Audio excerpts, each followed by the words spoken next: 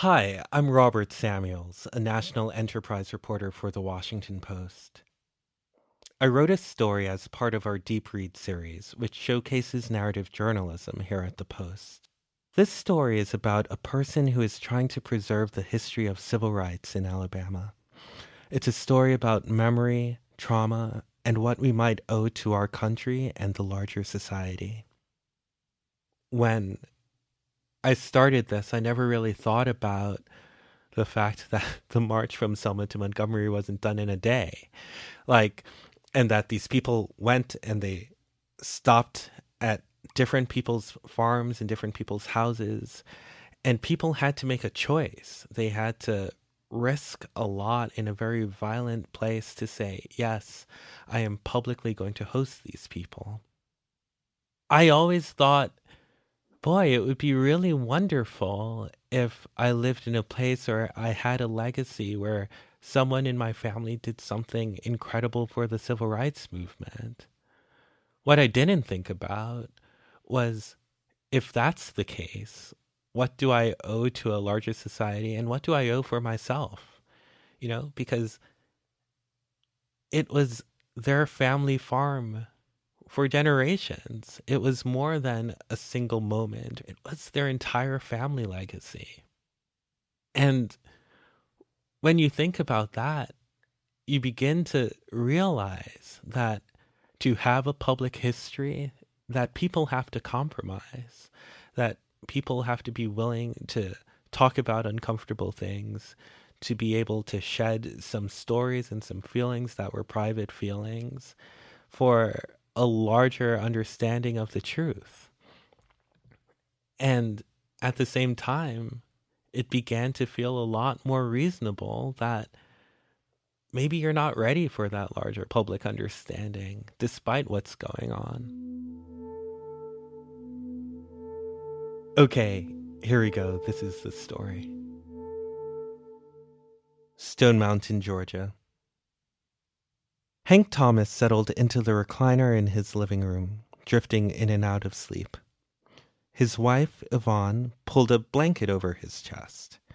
It was decorated with colorful photos of friends and relatives, and in the center, a black and white image of him, standing outside a smoking Greyhound bus. A white mob had bombed the vehicle because Thomas was on it. In 1961, Thomas was one of the original 13 Freedom Riders, an interracial group who sat beside one another on Greyhounds to enforce integration laws along the interstate.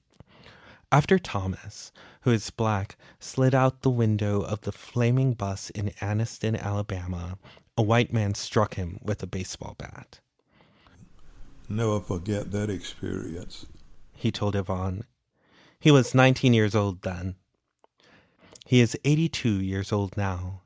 Deep voice, good humor, fading memory. Sometimes, though, when he sits and looks at the blanket, recollections he once suppressed come back to him. He wants those memories to come back because so few people who are living today experience them. Only 2 of the original Freedom Riders are still alive. me and Charles Percy. And Charles was from, he's from Alabama. Atlanta. You're getting him mixed up with somebody else. Huh? Atlanta.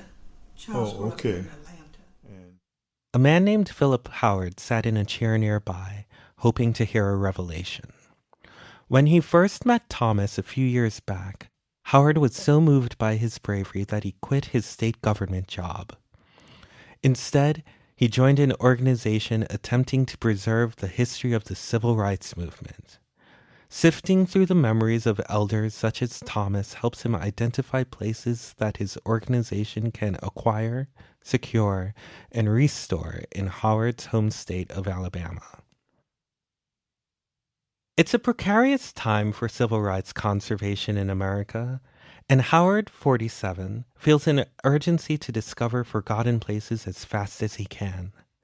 In courtrooms and in classrooms, in state legislatures and corporate offices, people are reconsidering how the country's most tortured moments should be presented.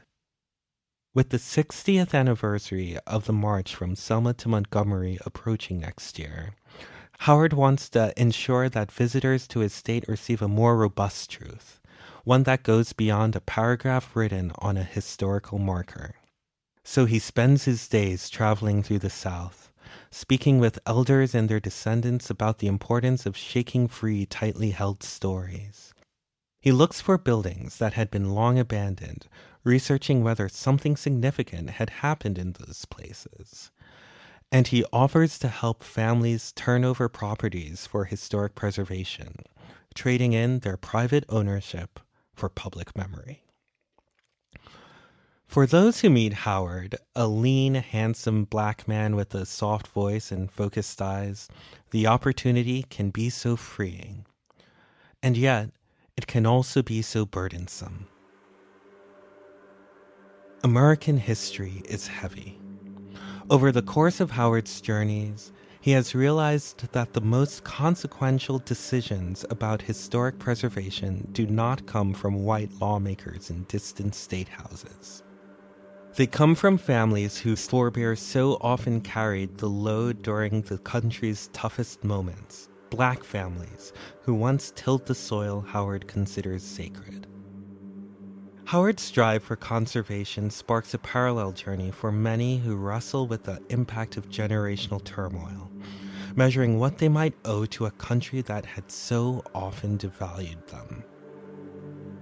The mission is delicate and existential, but Thomas understood its importance. Well, I'm 82 years old, so I know my time is limited. Thomas said as Howard sat nearby.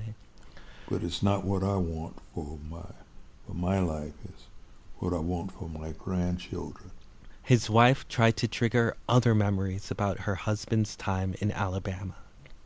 Do you remember going to Birmingham, being sent to Birmingham to organize in Birmingham, and being given, Bill Connors gave you until 5 o'clock to get out of town? Yes. Do you remember? And where did you get refuge? You remember that? Who took you in? Talladega? And hid you? Thomas, beset by a stroke and kidney failure and living in home hospice, furrowed his brow. The college, you remember? I don't remember. He admitted. His eyes began to get heavy. The sun had set, rain began to fall, and Howard decided it was time to head home. See, you have a black mayor in Birmingham? Thomas asked him. Yes, sir. Howard said. Okay. Thomas said with a half smile. We used to call that Birmingham. Yes, sir. Oh, yeah.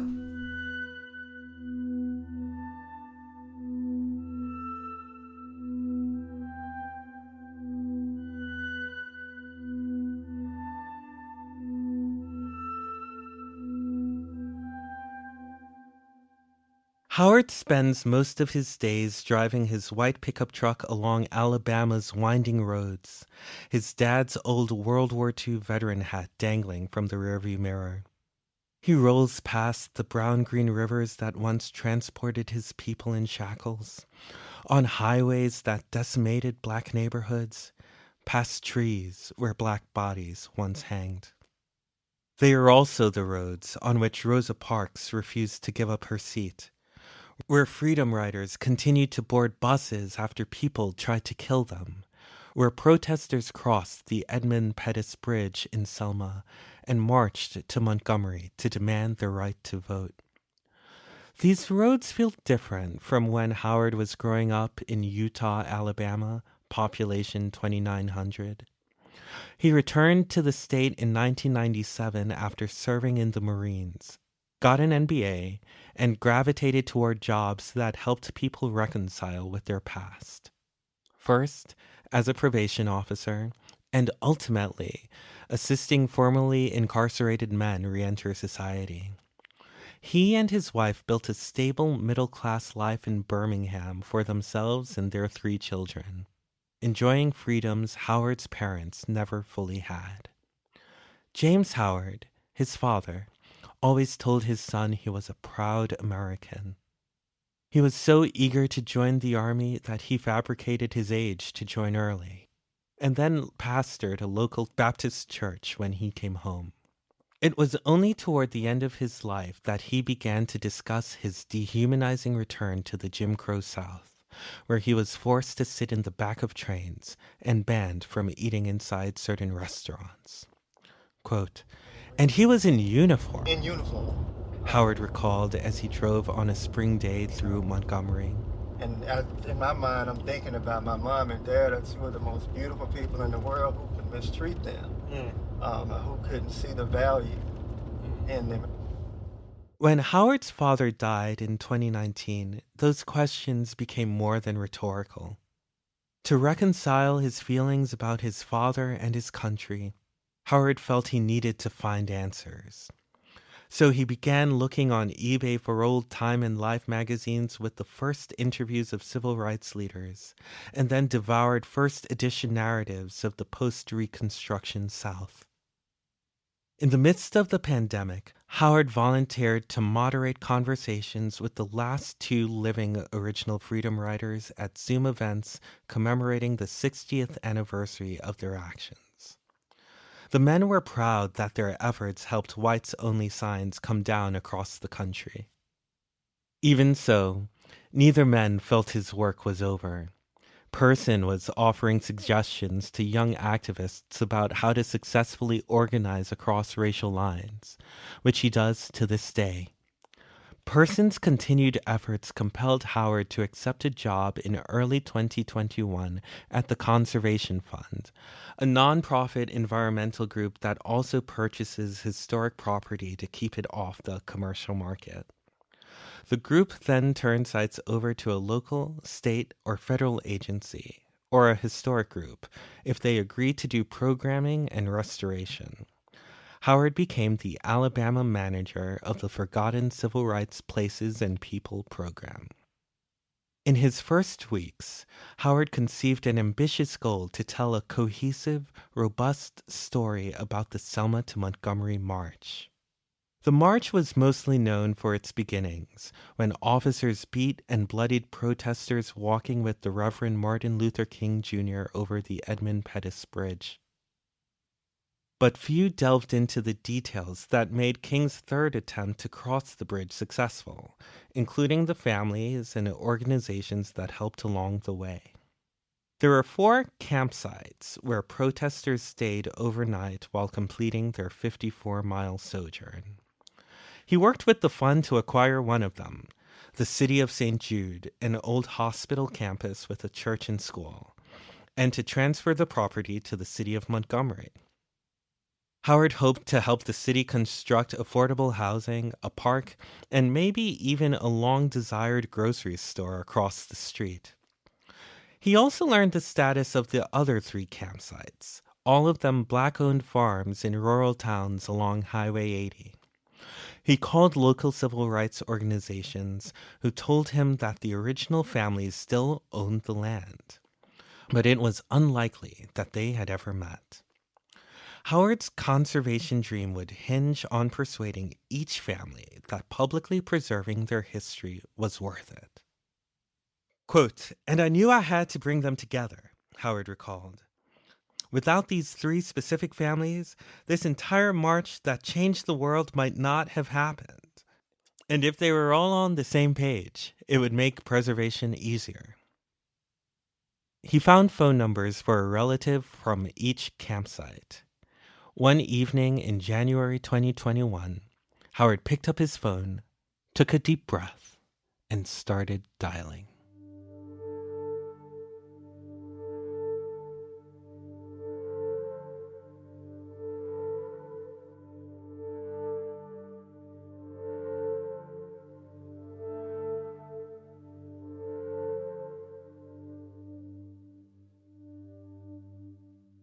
Cheryl Gardner Davis was sitting at her home in Montgomery when the phone rang. Yes, she told Howard. She was the daughter of Robert Gardner, who had welcomed marchers at a campsite about 7 miles away from St. Jude. Quote, "I'm honored to speak with you," Howard said.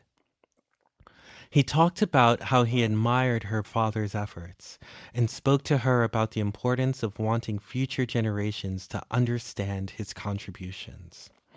Howard asked if she was willing to participate in a presentation about the campsite. Davis was reluctant. For most of her life, speaking about what her parents had done seemed audacious.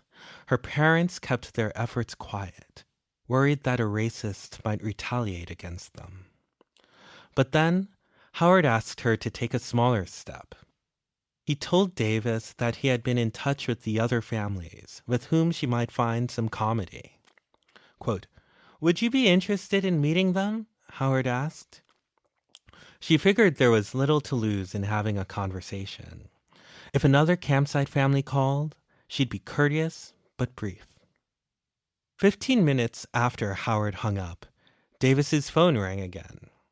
It was Divine Hall McGuire, the granddaughter of David and Cheney Hall, whose farm had hosted marchers on the first night after they crossed the bridge.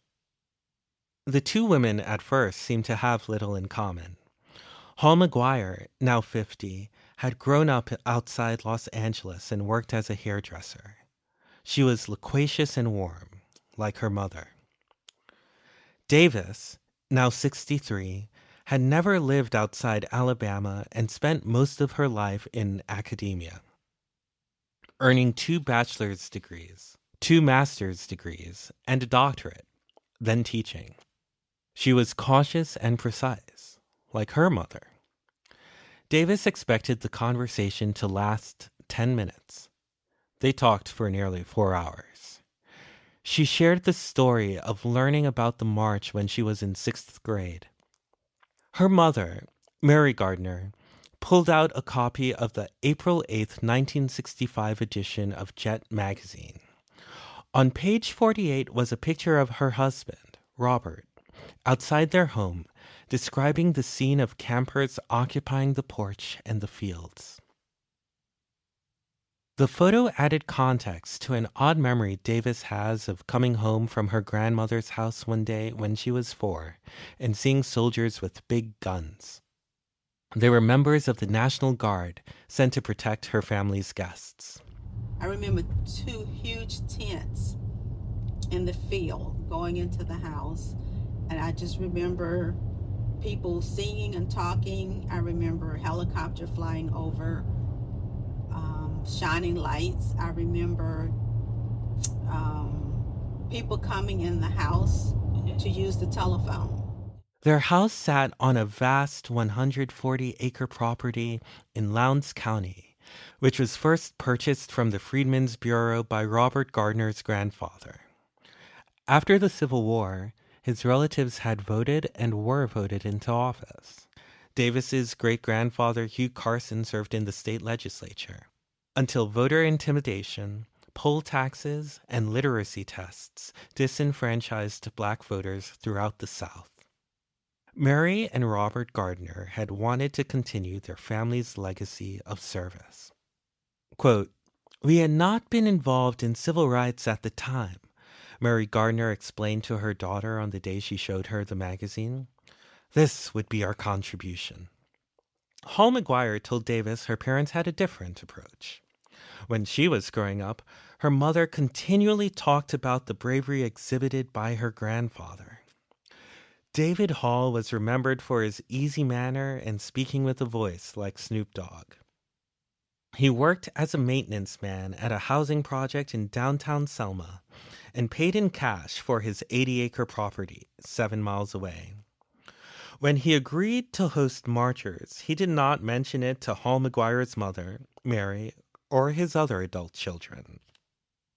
Hall McGuire's mother was 23 and living in California when she saw her father's picture in the Los Angeles Times. She called him and asked why he would risk invoking the ire of white people. It was dangerous. In their community, it was not unusual for outspoken black people to end up lynched. In response, he delivered an adage that has special resonance to his family. Quote, "I put it in God's hands," he said. David Hall died before Divine was born, but she felt his legacy deeply. She cherished spending summers back at the farm, chasing butterflies and running until dark. She listened to stories about King walking through trailers set up there, as some relatives said he did. Sometimes she'd sit on a porch and imagine what it must have been like to have seen hundreds and hundreds of people around that very spot, American flags everywhere. They had slept in tents and in barns with the chickens. It all felt so special. So when Hall McGuire was in 6th grade, she wrote an essay for a class about her family legacy. The teacher thought she was making it up. One generation removed from the actual march, Hall McGuire realized that the memory of her family's contribution was already beginning to wane. In a single phone call, the two women began to form a special kinship that they did not realize they needed. Weeks later, Howard had an idea. He suggested they meet at the base of the Edmund Pettus Bridge. Then they could walk over it together. By then, he had also contacted the relatives of Rosie Steele, who hosted the marchers on the second night at a property between the Hall and Gardner farms. Steele had told people she was not afraid to host marchers, according to reports. She was 78 and had lived longer than the, quote, 70 that the good book had prescribed. But her family believed she ultimately paid a price for her actions. After hosting marchers, Steele's house and her store mysteriously burned down. Relatives did not respond to interview requests from the Washington Post, but they were willing to join the other two families at the end of the journey. On a cloudy Sunday, exactly 56 years after King and protesters walked those steps, Hall McGuire and Davis shared old stories and held each other's hands as they made their way across, reflecting on how fear and recrimination had kept them apart for so long. Quote, "No more," Hall McGuire said. "I have a new family," Davis recalled. Howard had been walking behind them, and he was thrilled that the families told him they wanted to move forward with his project. He asked to take a picture to commemorate the moment. Hall McGuire carried a small banner inside a photo frame for them to hold. It read, "Our story begins here." To Howard, the meeting was another important step to piecing together a historical puzzle. In fact, it would reveal a different kind.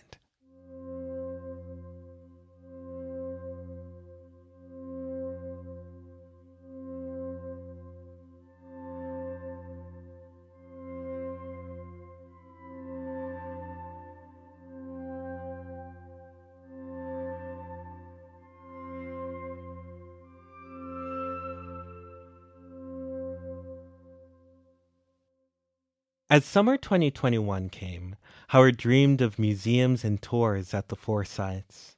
He reached out to the National Trust for Historic Preservation, which listed the campsites atop the year's most endangered historic places. The designation triggered the trust to offer funding to maintain historic homes. Steele's old campsite was already lost to the fire, but the grant could help Hall McGuire's family. David Hall's old residence had rusty sloped roofs, and Hall McGuire had taken it upon herself to wrap a tarp around the home to protect it.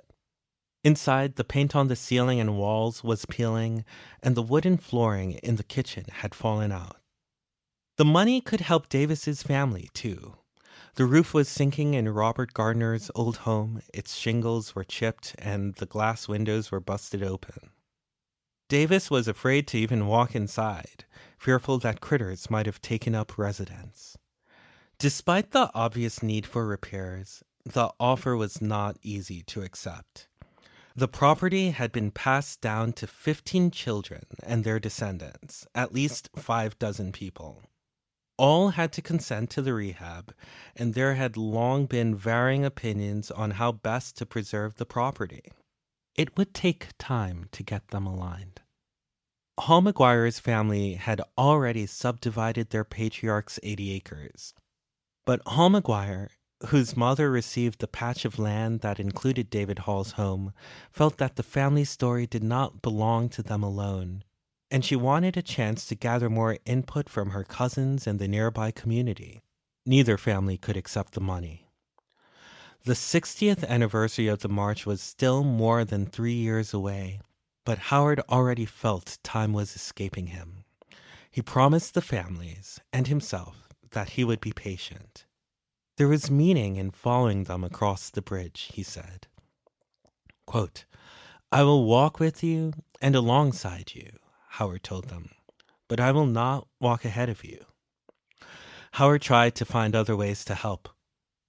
He offered to set them up with an attorney who specializes in heir disputes over properties, but neither family felt they were ready to involve lawyers. He sent out a questionnaire so families could do a survey about what to do next. He found another grant that could help pay architects to draw up blueprints and make digital renderings, so there could be at least some record of the properties in case they were destroyed by some act of God.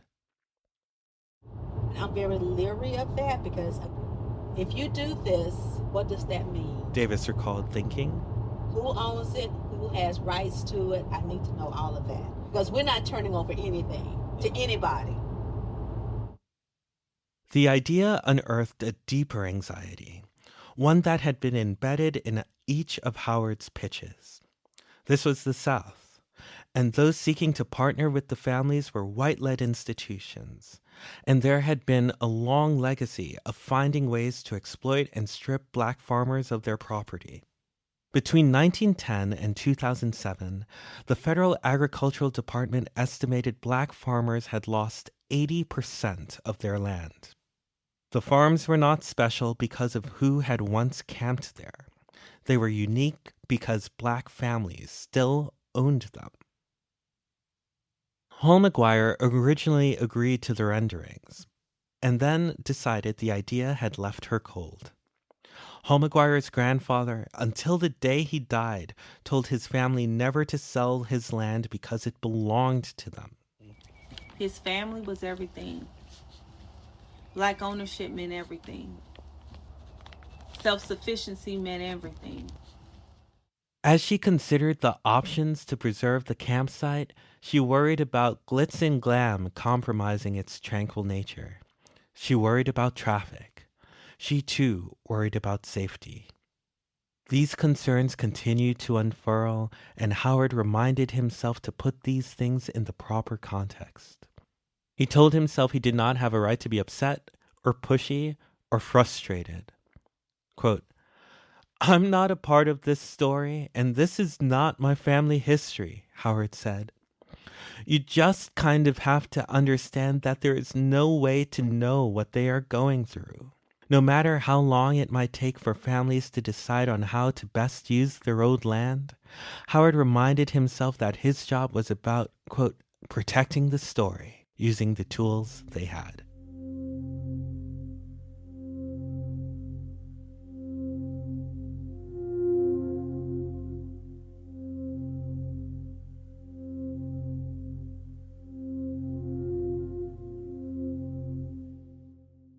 On another cloudy day, in March of this year, Howard opened the doors of the church on the St. Jude campus for an event commemorating the 59th anniversary of the Selma to Montgomery March.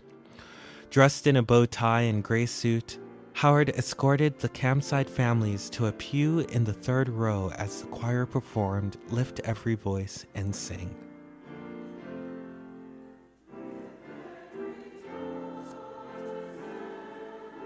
A park ranger asked descendants to come to the front of the church. She handed each a commemorative plaque, and Hall McGuire dotted her teary eyes. Howard instructed the crowd to thank them boisterously. There are other parts of the story that has to be told, has to be celebrated, and we are going to work diligently for the rest of this year to make sure that next year we honor as much history as we can. Next year would be 6 decades since Davis's family made a risky decision about that land. She was feeling more pressure for her family to make one of their own. Tourist groups had offered her a share of their profits if they include the property on civil rights trips. But she resolved she wouldn't charge a fee to allow people to step foot there. It felt exploitative. And she also wanted to maintain the property as a working farm. But did she really need to hang on to her childhood house, a place in such disarray that even she would not enter? Maybe she could wrap her mind around opening the farm up occasionally for pre-planned tours. Maybe she could even allow someone to redo the home. Quote, "Maybe I'm being short-sighted," she said. But then again, was she not allowed to be short-sighted? After Robert and Mary Gardner hosted the protesters, Davis's family was never the same.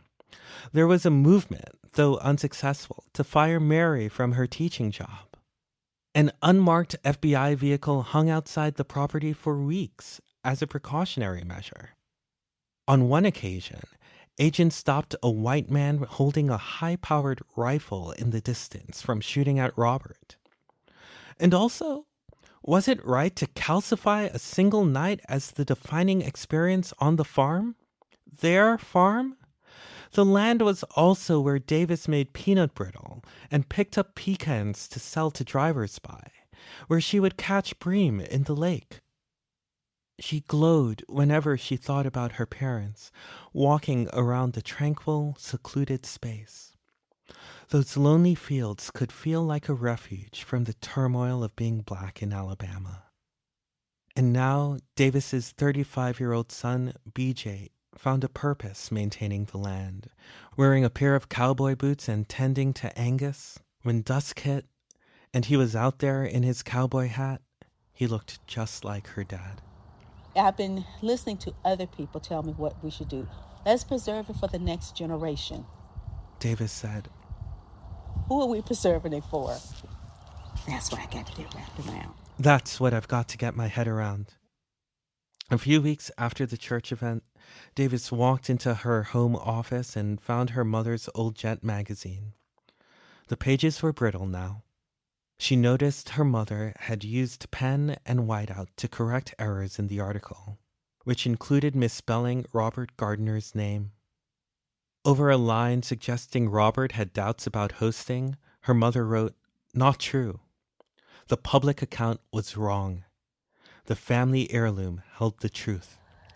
I owed them to leave this place better than what I found it. Davis said. I owe them to be a good citizen, a good role model, a good steward of the legacy that I have inherited. That's what I owe them. Days later, Hall McGuire found her inspiration by the water. She had come with her parents to the Montgomery riverfront to board a ferry that would transport them to the entrance of a new sculpture park, the latest effort from the privately funded Equal Justice Initiative to foster a public understanding of the continued legacy of slavery. Quote, "Do you have life vests on this boat?" her mother, Mary Hall McGuire, asked the captain. Quote, "I'll protect you," said her father, Johnny McGuire, trying to calm her mother down. He held his wife's hand as the boat sailed off. They stopped at a loading dock and walked uphill to the park's entrance. Nearly 60 sculptures were spread along the 3-mile-long circle bordered by forest and overlooking the river. Hall McGuire stared at a 13-foot-tall sculpture by Kehinde Wiley depicting a shirtless young black man with cornrows who is lifelessly slumped over a horse. From one angle, he appears to be a man from a different time, but as it turns out, the past is not the past. Quote, "Look at his shoes," she said, pointing to his high tops. This is about today. Dozens of other visitors walked among them, none speaking louder than a whisper. Birds chirped above.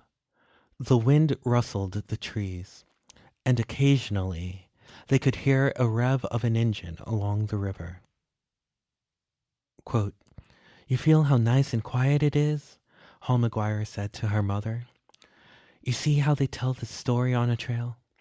Maybe we could do something like this." Her mother looked around and nodded. "Maybe," she said. "Maybe." There was one sculpture that Hall McGuire had longed to see. It was of 5 long fingers poking out of the soil, as if a large hand had dug into the ground to scoop up roots. In the center, where the palm would be, a real tree had sprouted. Hall McGuire squinted her eyes in the sun. The image evoked her grandfather, herself, her God, everything in time. Quote, "This is us," she said. "It's all in God's hands."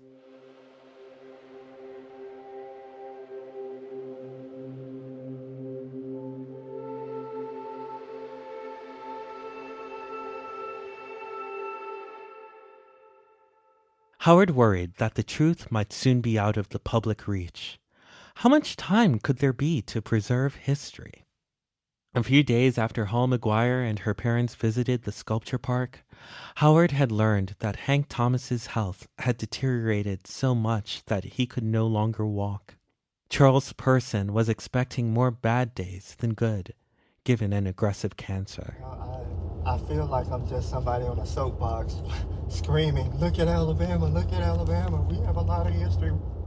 Howard said on another drive along Highway 80.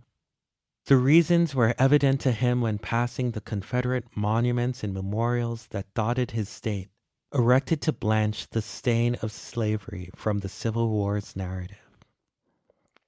And now, Alabama lawmakers were even trying to wrest control of the state archives. Meanwhile, Black stories were kept cloistered in old closets, bullets pierced the graves of fallen civil rights heroes, and the childhood home of Coretta Scott King sat abandoned and unmarked. If people did not act quickly enough to solidify a truthful narrative about the civil rights era, Howard feared another rewriting of the public memory. Howard drove into Selma to meet with James Perkins, Jr., the city's first black mayor, who urged him to maintain his empathy. His generation was still learning to deal with anger and pain. Even Perkins, who grew up in the small city, sometimes found these memories too traumatizing to relive. When all of the protest was over, the movie theater was still segregated. There were still segregated restaurants. Perkins said, and we were children. Children. We still had a segregated school system. Children. Between 1965 and 1971, it was hell in Selma. We had to pick up the pieces and figure out how to desegregate the school system. As a mayor, though, Perkins had learned the limits of such feelings. Civil rights tourism had been a boon to the state economy. 4 in 10 visitors come to the state to see the civil rights sites in Montgomery. 2 in 10 go to 16th Street Baptist Church in Birmingham, according to the State Tourism Bureau. But his city offered little to those who sojourned there. Its downtown was speckled with boarded-up buildings and empty storefronts. Feelings of embarrassment and shame foreclosed economic opportunities, so much so that the city could not help a family repair one of its most historic homes, a place where 2 Nobel Peace Prize winners, King and Ralph Bunche, planned marches. The family instead offered the house to the Ford Foundation in Detroit.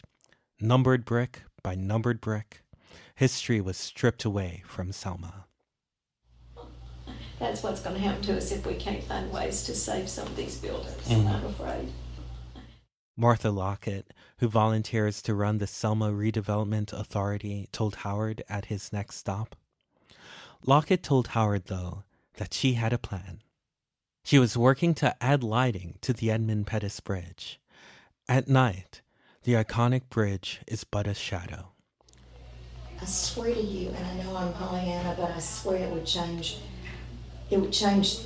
the way the people in town looked at town, said Lockett, who is white. Howard said he'd try to find ways to help the city get the money, which was the type of help Lockett needed.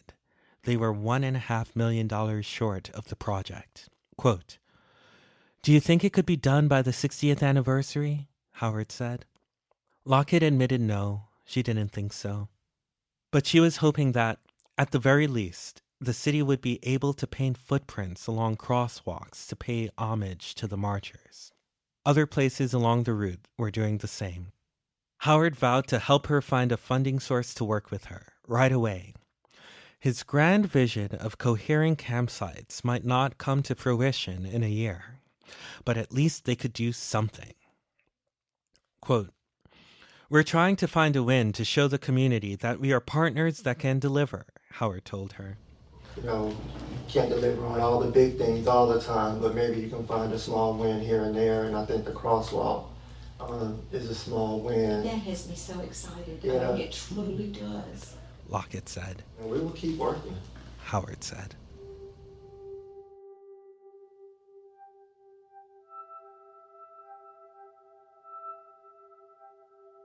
Howard jumped back to his truck and began his drive home, his father's hat still swaying from the rearview mirror.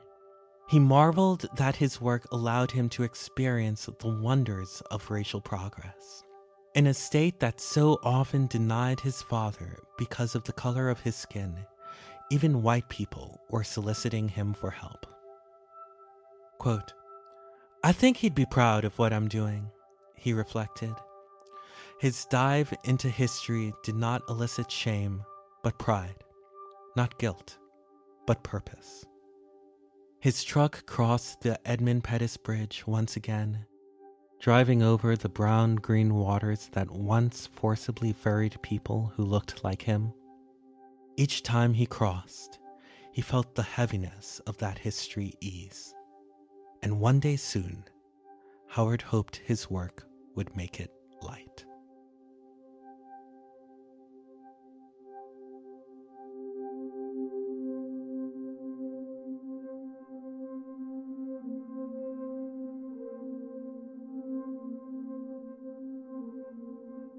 This story was written and read by me, Robert Samuels. Audio produced by Bishop Sand.